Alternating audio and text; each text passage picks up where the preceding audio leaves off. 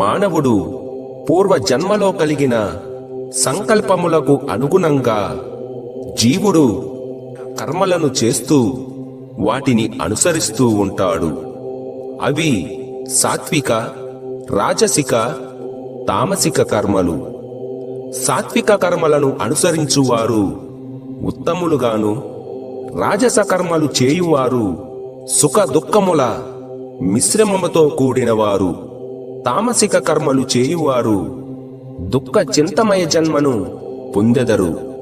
వారి యొక్క కర్మ ఫలితాలను బట్టే స్త్రీగా, పురుషునిగా లేదా నపుంసుక, పశుపక్ష, క్రిమి కీటకాలు వంటి జన్మలు కలుగుచున్నవి.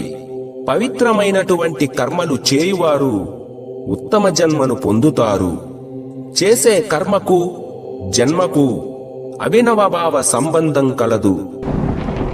విశ్వ ప్రపంచమంతా కర్మ సిద్ధాంతంపై ఆధారపడి నడుస్తూ ఉంది. విశ్వ ప్రపంచంలో మానవుడు చేసే మంచి పనికి మంచి, దుష్కర్మలకు చెడు ప్రాప్తిస్తూ ఉంటాయి. మానవుడు ఏ పని చేసినా దుఃఖ విముక్తిని పొంది స్వార్థంతో ఆనందం కొరకే పాపకర్మలను చేస్తాడు. సుఖాలను కలిగించే పుణ్యకర్మలను బలవంతంగానైనా తను చేయడు. సృష్టిలోని సమస్త జీవరాశులలో కల్లా ఎంతో విశిష్టమైనది మానవ జన్మ. మరే జీవికి లేని బుద్ధి కుశలత మానవ జాతికి మాత్రమే ప్రసాదించబడినది.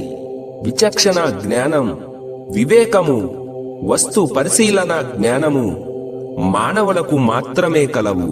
జంతువులు కర్మ అనుభవమును పొందగలవే కాని మోక్షాన్ని పొందగలిగే ప్రయత్నాన్ని చేయలేవు.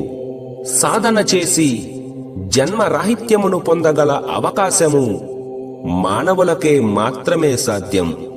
అటువంటి అమూల్యమైన మానవ జన్మను పొందినవారు అపురూపమైనటువంటి సదా అవకాశమును దుర్వినియోగపరచకుండా మానవ జీవితం పరమార్థమగు మోక్షాన్ని పొందే ప్రయత్నం చేయాలి. సస్వరూప జ్ఞానము మోక్ష ప్రాప్తిని కలిగించు శాశ్వత ఆనందమైనటువంటి మోక్షమును పొందుటయే మానవ జీవిత పరమార్థము. మోక్షం అన్నది ఒకరిచే ఇవ్వబడినటువంటి వస్తువు కాదు. మరణాంతరం ఏవో మరేవో లోకములో పొందబడినటువంటిది కాదు.